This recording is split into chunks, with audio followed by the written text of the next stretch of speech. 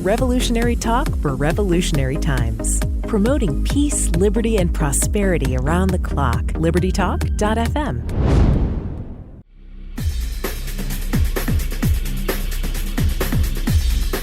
Welcome to Living in the Solution with Dr. Elena George. Today we have a special show, one that I think will speak to a lot of listeners who have a medical history that is complicated. I think the healthcare system is very one size fits all, and I think doctors don't have the time in a lot of instances to think outside the box. But I've noticed two health conditions that nobody seems to really understand, and we're over-treating in some instances. We are treating the symptom, but we're not getting to the root cause. And they're two seem to be different things, but I think there's a connection between both. One is infertility and the other is chronic pain. Both of these, and I'm going to ask our guest, I think inflammation, may be one of the underpinnings of both. And I just don't think that we're spending enough time in correcting the problem. And both of these things can change lives. If you're trying to have a child, if you're living in chronic pain, I think it has a psychological as well as a medical problem that can affect your entire life. So today I want to welcome Ms. Carrie Huebner. She is a physician assistant. She has a wealth of knowledge, personal and professional, on something that none of us really know about, and that's new things to help break the paradigm. And we're going to speak about her practice and also something called low-dose naltrexone. She's attended the University of Florida, where she obtained her Bachelor of Health Science and a Master of Physical Therapy degree. After several years struggling with infertility herself, she and her husband found the help they needed through the Creighton Model of NaProTECHNOLOgy. It inspired her own infertility journey and improved health and wellness using a more natural approach to medicine. She went to PA school at Emory and graduated with highest honors. While there, she was awarded the Georgia Physician Assistant Association Scholarship and was inducted into the Phi Alpha Honor Society. Additionally, she obtained her master's in Integrative Medicine at George Washington University. She's a certified fertility care practitioner, and she has clinical knowledge. This is somebody who not only understands it from a personal standpoint, but works with patients daily. So, Ms. Huebner, I want to thank you so much for joining me. I'm looking forward to our conversation. Yes, thanks for having me. It's a pleasure. So let's start from the beginning. You have a very interesting course to the style of medicine that you practice now.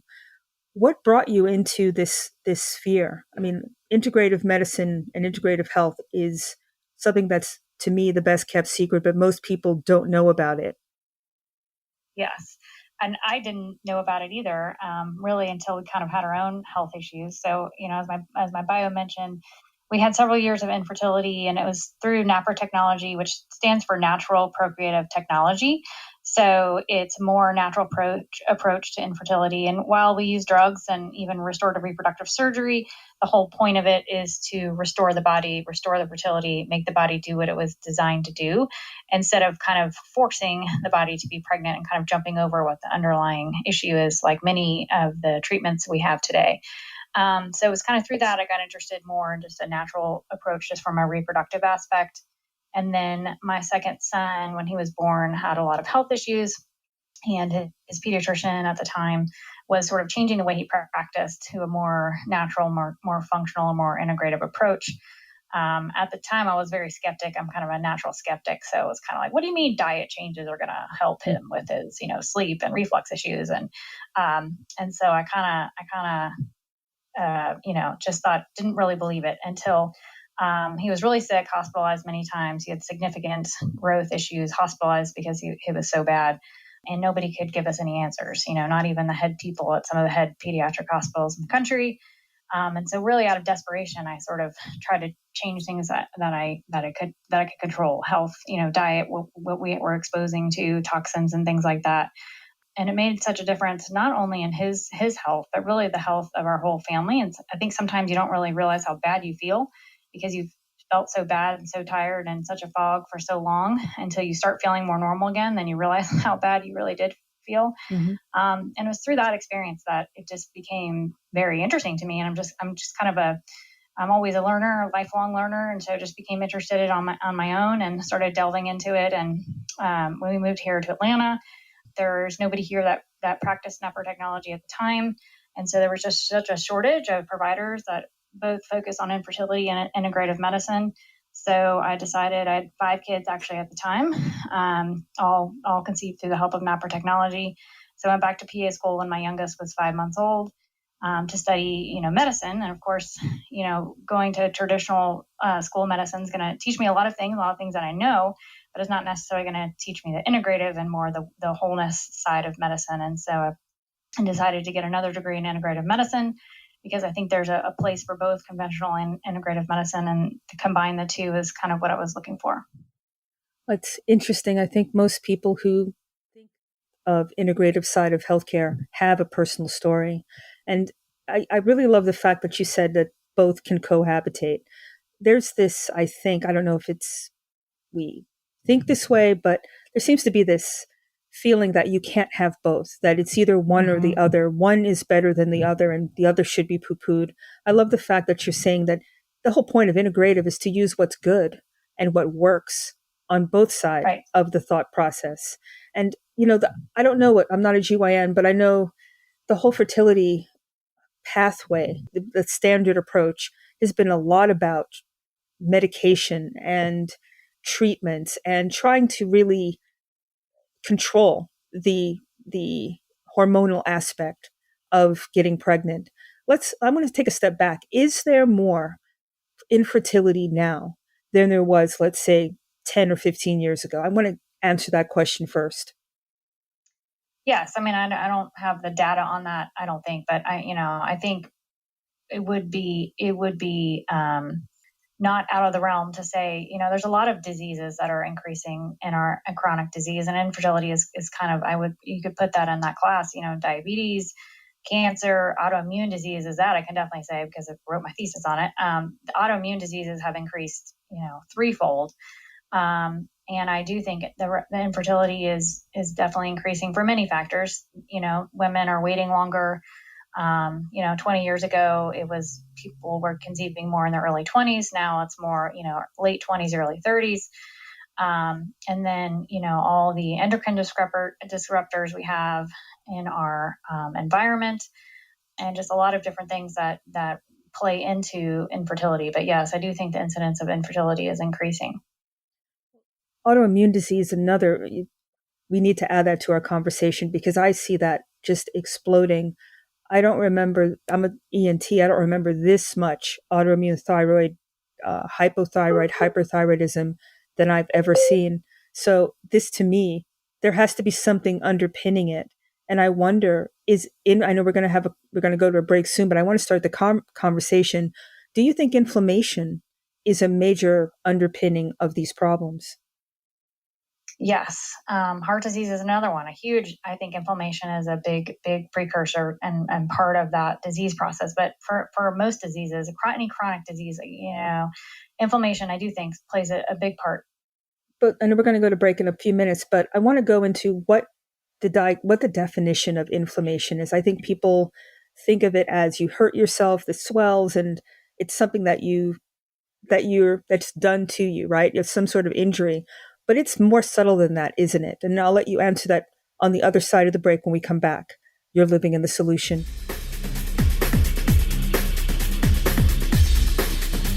Welcome back to Living the Solution. We're speaking with Ms. Carrie Huebner.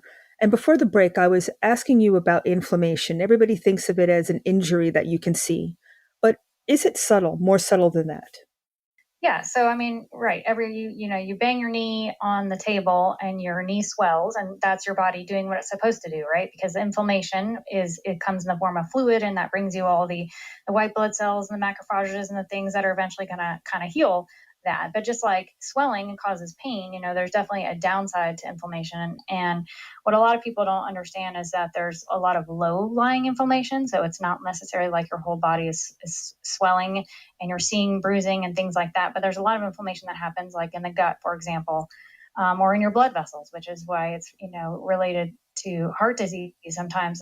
But food, for example, can cause inflammation. When we eat such processed food that our body does not even recognize as food, it recognizes that as foreign. And so you're constantly triggering your immune system.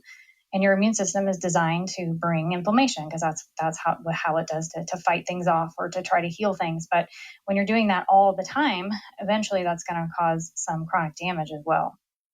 Well, actually, I want to reiterate what you said. Inflammation in itself is not abnormal, right? It's the way the body heals. I mean, if I do a surgery, there has to be a period of inflammation in order to promote healing. It's the fact that it won't stop, right? That it's just kind of on its own track, and it's just like a domino. It just keeps falling and going and becomes chronic and takes other things off track. Is that a way that you could see it? Yes, for sure. And you're right. Like I work sometimes in orthopedics, and our post-surgical patients, we actually tell them do not take any anti-inflammatories for 8 weeks. You actually want the inflammation response. It's your way your body heals. But just like you said, when you have that in a chronic state, when it's under this chronic low inflammatory response, then it causes your gut to become more permeable, causes your vessels to become more thick and less, responsive. And so there's definitely bad things that happen as well. So if you're on this body is on this kick of not being able to get off this inflammatory train, is it reversible? You just described thickening of vessels and fluid retention in the tissues. Is it reversible? If you change, and what do you need to change? That's the second part of the question to get the process to stop. So fortunately, I don't think you do this one thing and it fixes everything. So a lot of it takes effort, which I think is sometimes difficult in our society because we have this mindset where we go to the doctor, we want to know what it is, we take a pill, and then it's fixed. But I don't think it in true health and healing, I don't think it necessarily works that way. And so a lot of it is just you can do a lot to help yourself just by really working on what you're eating and what you're putting in and what you're putting on in your body. And so those types of things can make a world of difference. Sometimes we may need to add a little supplements and things like that. So it's usually very multifactorial. It's very rarely that you can, say, and it usually requires effort, right? It's very hard to change your diet. Although it is very helpful when you can work with somebody who, instead of just saying, you need to lose weight, you need to eat better, you need to eat whole foods and kind of leave it at that. It is helpful sometimes to get, a little bit more direction. But oftentimes just by doing those types of things, you can make a world of difference. And I do think it can be reversible. There's, I think, probably some things that are, once you kind of change the way your vessels are shaped or how they work, sometimes that is more permanent, but there is lots of changes in a positive direction that we can make. I mean, just to, again, add a little pearl to that. I mean, yes, it could be the vascular changes can be there where it's a little bit stiffer and it's not as much blood flow, but the body can make corollary vessels, right? So it can create new angiogenesis to promote blood flow to an area that didn't have it, just based on the body being able, it's very resilient, honestly. And it really is. And I can think about that in terms of a female reproductive system. There's a lot of complexity in the female reproductive system. And blood flow, I would think, is also a major player, is it not? If you've got scar tissue and fibroids and all these other things that potentially can inhibit normal function, that would be a reason, that would be something that bringing new oxygen, bringing blood flow, bringing new vessels to the area would actually help, wouldn't it? Yes. So, inflammation, I think, again, plays a big part even in reproductive health. When you have chronic inflammation, your fallopian tubes don't work as well. Sometimes, they can even be blocked. Now, when we think of block, you think there's something in the tube, but oftentimes it's actually just an inflammatory spasm, or you have cellular inflammatory buildup from all the inflammation cells that build up into the tubes, which can block flow. And so, or placental health, going back to the angiogenesis and the blood flow, placental health and blood flow and the lining of the endometrium is extremely important, especially if somebody who's had, like, say, repetitive miscarriages and things like that. We talked briefly about diet, but I'd love to get into that a little bit more. I mean, you are what you eat, right? So when people tell you should eat an anti-inflammatory diet, what does that mean in your opinion? So common inflammatory foods, so anti-inflammatory would be you want to avoid common inflammatory foods. So those would include things like grain. The grain that even our grandparents ate is vastly different than the grains that we eat. They're very genetically engineered so that they grow faster and grow bigger. And so those grains, even though you may not have grain allergy or gluten allergy. Often people are very sensitive, it's a hard thing to measure. But our body, again, sees those as sort of foreign because it's such a genetically engineered, your body doesn't even recognize it as food anymore, which causes that, again, that inflammatory response. Dairy oftentimes can be also inflammatory. Any kind of processed foods, because it has all the chemicals and dyes and things like that, can also be inflammatory. So, a lot of eating anti-inflammatory is just avoiding those types of foods. And I think we've heard in along the years about endocrine disruptors, but for the listeners who don't know what that is, what does that mean, an endocrine disruptor? Endocrine disruptors, they tend to be estrogenic, which means that they can cause an estrogen-like response in your body. So plastics are a very big common one. There's even studies that show because of all the oral contraceptives that the byproducts come out in urine, not even our water supply. Pesticides tend to be endocrine disruptors, as well.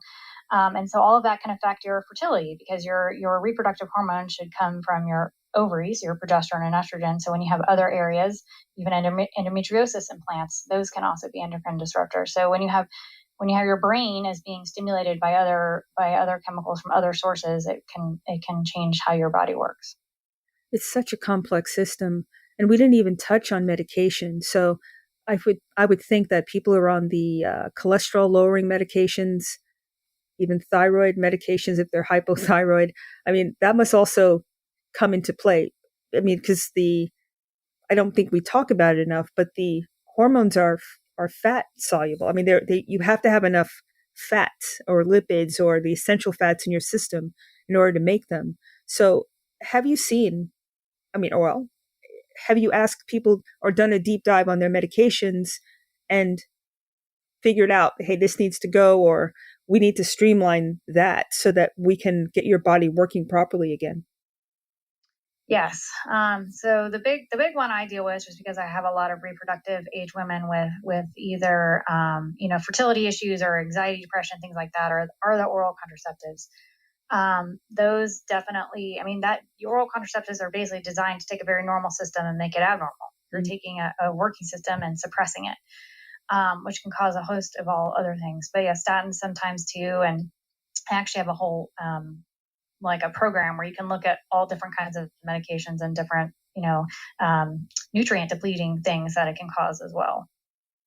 I know this may not be something that you work with, but I'm curious about the people with the polycystic ovarian syndrome, and they're just completely. I see a few in my office, and they're completely out of whack, and they're on anti-diabetic medication, all sorts of things.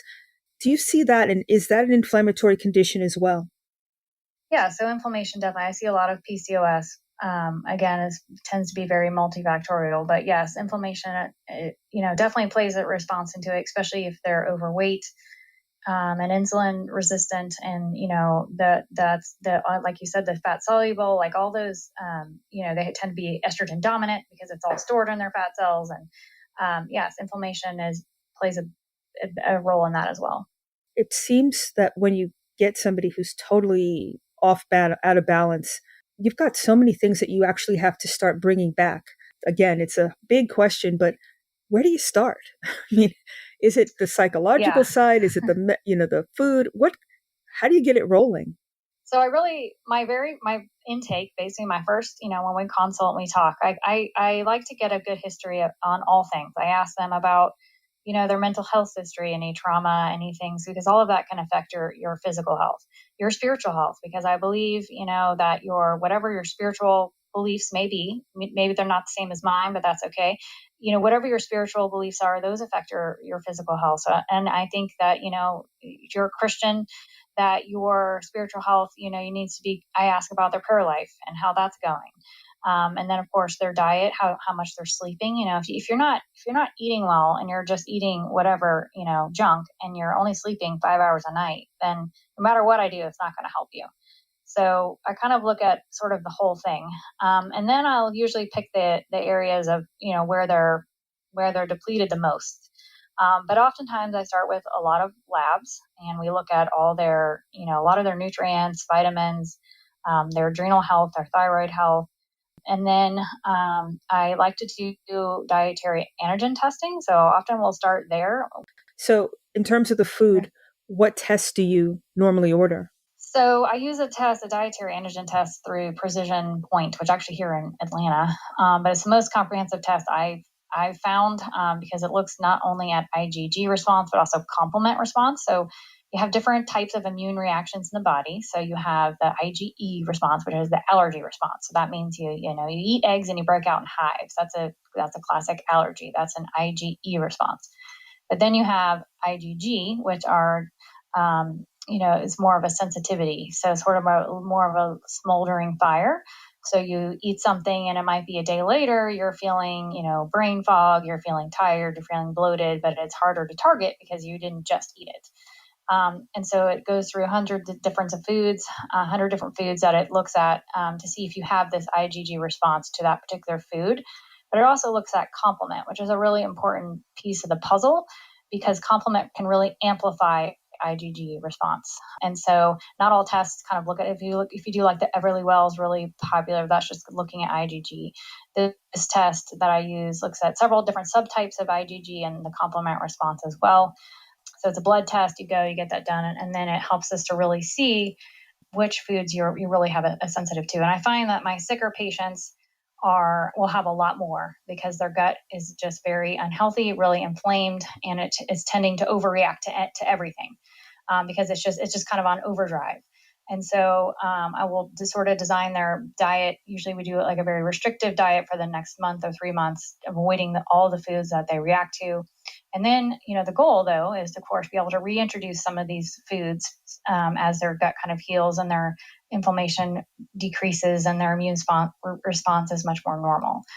So oftentimes I'll start with the labs, I'll start with the dietary antigen testing, and then sometimes I'll do stool testing as well, which looks at, do you have enough good bugs? Do you have any bad bugs? It looks at inflammatory markers that could be in your stool, things like that. That's a great place to take our second break. You're living in the solution.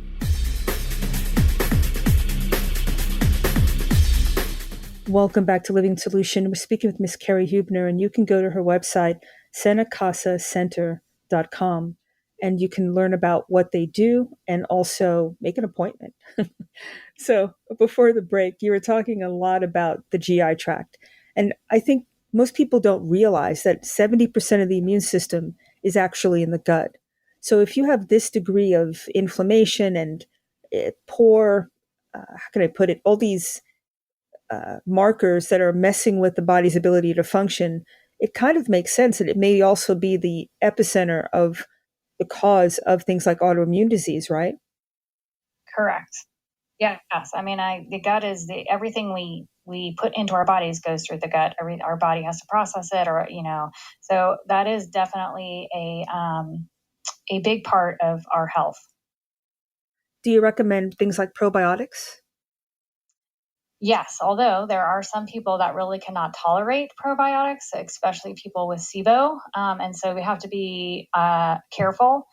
And I don't think all probiotics are necessarily created equal either. So, but in general, yes, I do recommend probiotics. I often recommend prebiotics, which is fiber. That's basically, so probiotics are good, all the good microbes, right? So prebiotics are the food for those good microbes to eat.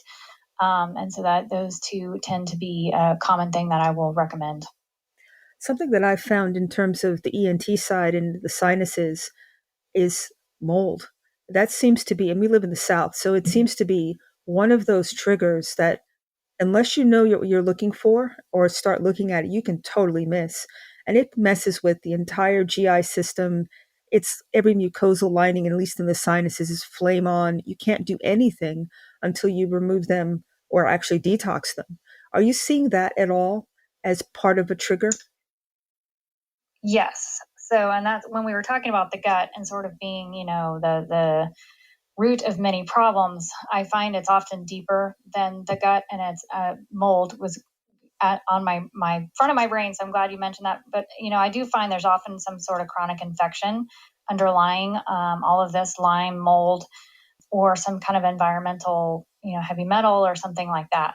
That tends to be, but I do find a lot of mold, which can be very complicated. But about 24% of people, when they are exposed to mold, can't get rid of it, and so it makes them very sick. Mm-hmm. And so I do a lot of mold testing as well. Do you recommend that they test themselves as well as their home?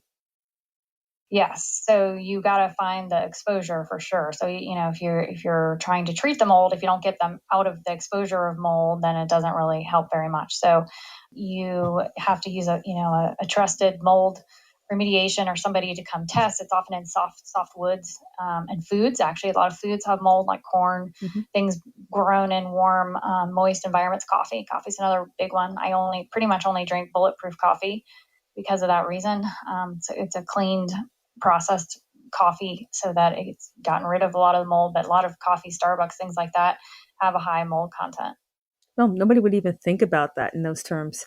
And, from the standpoint of testing people, your environment, but it's also in you too, right? So once you become mold toxic and you have this inflammatory response, can you use any testing to figure out what's in your tissues and what strains and how much, like urine testing, stool testing? Is there something like that?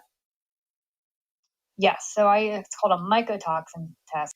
I like the one from Vibrant Labs is usually the one I like because it's a test you can challenge. So you take glutathione, which is a very potent detoxifier. I have my patients take glutathione for a week prior to doing the mold test, and then they take a hot shower the night before, and then you collect the morning urine, which has the highest content of the mycotoxins. And then it tests for all sorts of different mycotoxins, and the report is actually really nice because it shows you if you test positive for one, very common sources for that particular mycotoxin.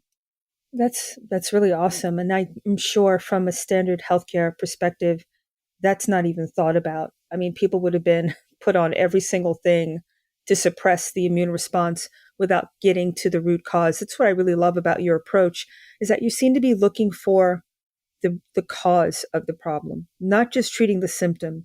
Because I think part of my issue with why everything is just a prescription is that there's no thought behind it. To me, it's like a detective work. So I can imagine who shows up in your office, people who've probably seen multiple practitioners are totally frustrated and they're just at their wits' end. I know what's it like for them when you finally, we have a different way of approaching this. We have a way to get to the root cause and fix that problem. And there's a chance, there's hope for you. How do people respond to that? Yeah, I think hope is a good word. You kind of see their eyes sort of light up. I find it frequently because I see a lot of it in the infertility world because they've been through the gamut. They've been through actually not a lot of testing. They've been through a lot of either IVF or IUI, and they've spent thousands, sometimes hundreds, thousands of dollars, and they have no answers. They've usually been told it's unexplained, that they're normal, and they have no answers and no baby. And so to finally talk to somebody who's really interested in getting to the root of the issue, it can be very empowering. And I find even women and couples that I can't help, whether it's through mold or, getting, oftentimes just having that answer of why I can't get pregnant it can be very healing. And so and that's why I do what I do, because it's not easy. I mean, it's a lot of what we do in healthcare is protocol driven, right? You have this symptom, you give them that, you do this test, you're literally following an algorithm, which is kind of boring, to be honest. And so integrative medicine, I think, is it's exciting. It's hard. It's very hard. I'm always constantly learning, and my patients teach me so much. And I've learned so much just through my own health journey, but it is very, very exciting and very fulfilling when you've, helped somebody. Absolutely. I'd like to switch energy just a bit and talk about chronic pain, because that's another group of patients who, like, I think, would think the fertility patients have been through multiple doctors. They've been on every single medication to suppress. And let's be honest, the opioid class of medication doesn't stop pain. It just masks it and just narcotizes you. So you're too sleepy to complain about the pain. So what do you find first of all, how do they find you? Because I think that's a group of patients who have other options when it comes down to fertility. Once you do your IVF, et cetera, you're done. But there's so many different classes of drugs to try, tramadol and Percocet. I mean, there's a lot of things before they get to the end of their rope. What's the average patient like who finally says, I want to try just something different? So, I think it takes a patient who has been so frustrated with the system, and they still maybe have a little bit of hope left that there's got to be some other way, some other option rather than just taking narcotics. And they don't like taking narcotics. They usually don't feel good in it. And like you said, it doesn't help. All it does is make you not care for a little bit. But it's not fixing anything. It's just masking the pain. And so, a lot of times they'll just Google, thank gosh for the internet. Sometimes it can be very annoying as providers, right? Because the patient has already gone to Dr. Google and comes in with all these sort of preconceived notions, but sometimes it can be very helpful. And these patients sometimes are very well educated on what they're kind of what they're looking for, what they think the issue is. And so a lot of times they've just done the research on their own, and then they search, they find maybe integrative or functional medicine, and then they search for a functional medicine provider in their area. And how did you come to low dose naltrexone? It's one of the newest. I don't know if it's new. I don't think it's known very well, but I think it's been around for quite a while. It's a non-opioid approach to pain medication or to pain control. How does it work? How did it come about? Yes. So I don't know exactly how it came about, but it's definitely been here for a while. I first heard about it at a fertility conference with Dr. Phil Boyle, who's actually in Ireland, who used it a lot in his medical practice, vitamin N, he calls it. And so for fertility. And so that's when I first heard about it. And so I started researching more. And then I actually ended up writing my thesis on it because of all the great benefits of it. And so how it works is, there's high dose naltrexone and there's low dose naltrexone. So and I always tell my patients, if you Google naltrexone, the first thing that's going to come up is it's used for opioid addicts and alcoholics and things like that. It has a completely different mechanism when it's used in a high dose, like it is for opioid addicts. In low doses, it has an intermittent, so it's not constant blockade of the opioid receptors. In high doses, it's constant. And so that's why it's helpful for opioid addicts, because if you use opioids, you'll get sick. It blocks that receptor. In low doses, it blocks it intermittently. And so what happens is it makes your body make its own enkephalins, which is an endorphin. And just like you ever heard of the runner's high, right? You feel so good after you've done this run or this cardio, it's endorphins. Endorphins are a very potent help with pain, and they're a very potent anti-inflammatory, and they also help to regulate the immune system. So low dose naltrexone can be helpful for chronic pain because it helps to actually decrease the pain and it helps to decrease inflammation. So you're actually doing something to change the pain rather than just masking it like with opioid medication. Well, that's a really good way to think about it. And we're going to take a break in a couple of seconds, but I want to start off the conversation with is there a specific patient it would work on? Or there's a lot of different reasons for chronic pain. Does it work in every instance? So I'll let you think about that, and we'll come back after the break. You're living in the solution.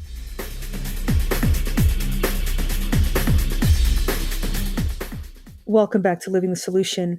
You can find Ms. Huebner at santacasacenter.com. And before the break, we were talking about naltrexone, and I was wondering, is there a specific kind of pain that it works on, or is it all chronic pain, no matter from what reason? Yeah, pretty much all chronic pain, whether it's from endometriosis or whether it's from chronic inflammation with chronic, fatigue and chronic joint pain, I have found it to be effective for. Now, I don't think it's necessarily a magic bullet where, you don't do anything else. You just take this pill and then you're like magically better. You have to pair it with other, like I was talking about before, with dietary changes and things like that. But I do find it helpful across the gamut. No, I'm looking at, some of the information about it, which is fascinating. That I didn't realize that autoimmune patients and cancer patients have a possible lower level of endorphins, and that's why they're so dysthymic, dysphoric, very low energy. So this is actually a mechanism that goes right to that particular problem, doesn't it? Yes. So as I say to patients who often have chronic pain, anxiety, depression, all kind of go in the same bucket. And so, which is why a lot of chronic pain patients are kind of labeled as either crazy or, you're just depressed, which you probably are depressed, but that's not necessarily just it, right? And so the endorphins are very potent at decreasing all the bad guys of inflammation, the IL-17 and the TNF alpha, and all those bad guys of inflammation that causes damage, which can and causes pain. And so it helps not only because it helps to decrease the pain, but it also helps to decrease the damage that that inflammation is causing. So again, just to reiterate, unlike an opioid who does nothing like that, this is actually getting to the root cause of the problem. So my question, the corollary is, how long will people have to take it? If it helps with reversing inflammation, is this a lifelong thing, or do you get to a point that the person can recover? Yeah, so the answer is usually, because that's a common question my patients will ask, and the answer is usually, I don't know. We'll have to see. And so sometimes, with dietary changes and other things, they get a lot better, and we'll take a little trial off of it and see how they do. I take it. I started having I have a lot of autoimmune in my family, Crohn's, IBD. My mom has severe rheumatoid arthritis. And so I started having cyclical fevers and migratory joint pain and rashes. And of course, all my autoimmune testing was negative, but scared me. This is right after my fifth child. And then right after my first gross anatomy test in PA school, it happened again. And so my mentor I was seeing is the integrative physician that used to see my child in Florida. I decided I want to go on it, so he put me on it, and I haven't had an episode since. So I'd been on it for a good 3 or 4 years at this point. So about 6 months ago, I decided to kind of go off of it, and I just put myself back on it because I can tell a huge difference. My sleep is completely disrupted again. I have Hashimoto's. My antibodies are through the roof. So, and if I lived on an island and I had no stress and I didn't work 2 jobs and have 5 kids, and, maybe I could go off of it. But for me, it didn't work too well. So, there's really no downside. It's a huge safety profile. There's not a lot of side effects. And you can stay on it the rest of your life if you want. And so I do have patients that stay on it for long term. My pregnancy patient, you can take it through pregnancy. So it's there's not any downside really to taking it. But I do sometimes will trial patients off of it and just kind of see how they're doing if everything else is going really well. So because as an ENT, I'm interested in the Hashimoto's thyroiditis side and all these. It can be maddening when you can't control things like heart rate and having panic attacks and anxiety associated with it. You said it works for the Hashimoto's, or for example, Hashimoto's. Do you see a difference in the markers? Like if you're looking at it on a blood work, with the circulating antibodies drop? Is there a way that we can, aside from clinical symptom relief? Are you asking, is there like symptoms of? No. Once you start taking the low-dose naltrexone, let's say you have Hashimoto's, and you do the blood work before, you can see that the antibody level is through the roof. Does it change after the symptoms drop after being on it? Can you actually, follow it in terms of the blood work? Yeah, so you can definitely see. And again, can you attribute it just to the LDN, the low-dose naltrexone? Not necessarily, because I've usually instituted a lot of different changes. But yes, you can definitely see the antibodies go down. Wow, that's fascinating. because the only other way would be a steroid, right? That would be most of the way that people treat inflammation.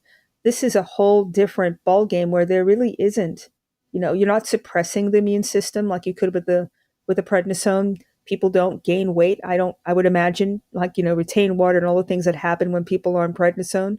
That doesn't happen with this, correct? Correct. There's really no side effects. We looked at all the studies. There's no large randomized controlled studies because the patents run out, right? Follow the money. So nobody wants to do research on it because can't make any money on it. But there are several really good smaller randomized controlled studies that none of them have shown any dangerous side effects. The biggest side effect, I find the most common one, is very vivid dreams. And that's because of those endorphins, right? They're not necessarily bad dreams. It's very vivid. And I titrate up. So I don't start, the full dose is 4.5 milligrams. I start my patients at 1.5 milligrams and then slowly titrate them up over 3 weeks. And sometimes I have patients that are real sensitive. My mold patients particularly tend to be real sensitive to things. So sometimes it may take 5 or 6 weeks to titrate them up, and that's okay. They may have a little bit of disturbed sleep in the beginning, but it actually helps a lot with sleep after those side effects mitigate. And I've seen, decreased anxiety. You definitely don't have the weight issues. There's no weight. If anything, you lose weight just because you feel better and you have more energy. You feel a lot more, the pep's kind of back in your step.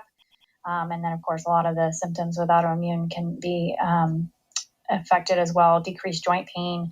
One study, it comes to mind out of Penn State when they looked at Crohn's and the histological improvement in the lining of the gut, how much it improved after low dose naltrexone. That's amazing.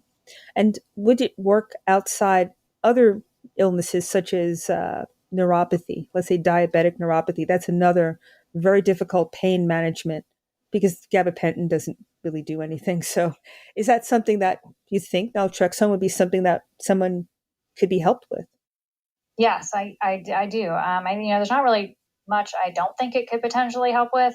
Again, do we have a specific study on neuropathy? Not necessarily, although there is a fair amount of chronic pain studies in low-dose naltrexone. Low-dose naltrexone, the most it's been studied with is really chronic pain and autoimmune disease. But yes, I do think that's a potential helper there for sure. So from the standpoint of your practice, I know that there's a telemedicine side to it's like a family practice. It has the fertility side. What services are offered? Pretty much I see adult medicine. So my collaborating physician in depending on the state is a internal medicine. So I see patients in Georgia, Alabama, Louisiana, Florida, and I just added Wisconsin. So I can pretty much see anybody 16 and up.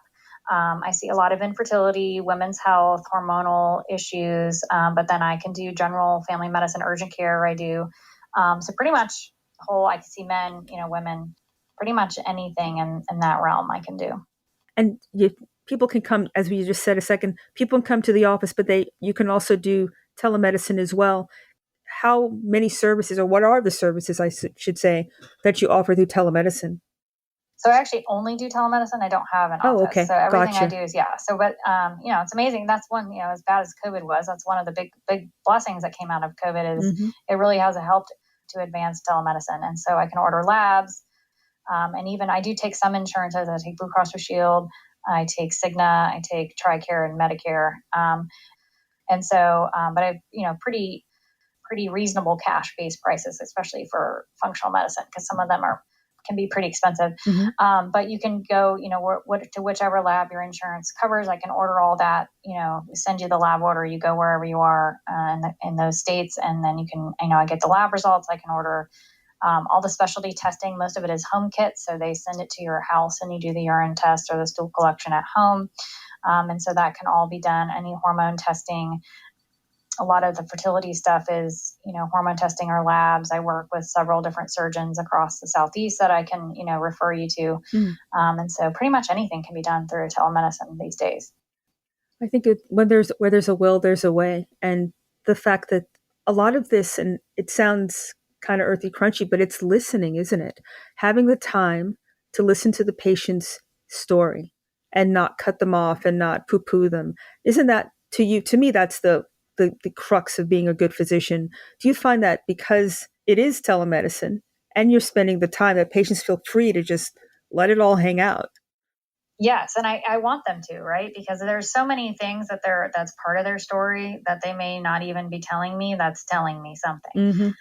And so, but just by listening, you can gather so much information, whether it's from, bad things that have happened to them, whatever it is that they're dealing with. And it's really a privilege, right? Like you get to get the most intimate aspects of people's lives that they're sharing with you.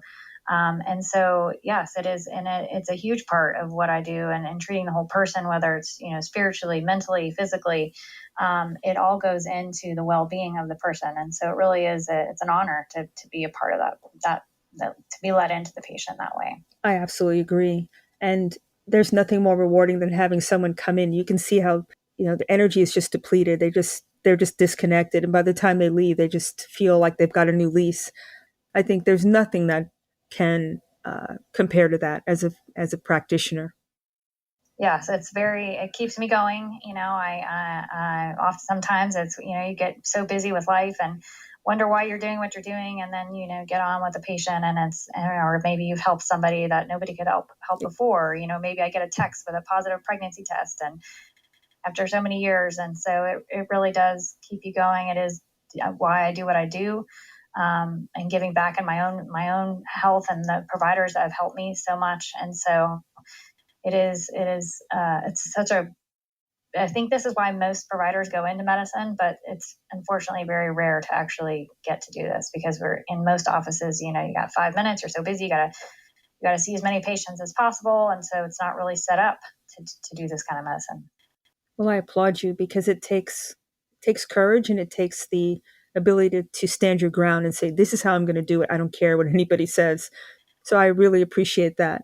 Again, how can people reach you and find out and how to access your services? So if you go to my website, it's Santa Casa Center. That's SantaCasa Center at CENTER.com. My website's up there. The contact information is up there. My office number is 678-506-1205. You can either call or text. And so either one of those is a great way to get information. You can schedule an appointment there as well. Ms. Huebner, I want to thank you so much for joining me. It was an absolute honor to meet you and speak with you. And I feel like I learned a lot, and I'm going to be sending some patients your way, I'm sure, because I think this is about fixing people, fixing the problem. This is what this show's about, solutions, not just complaining. So thank you for everything you do, and thank you again for your time. Thank you. And I want to thank everybody for living in the solution.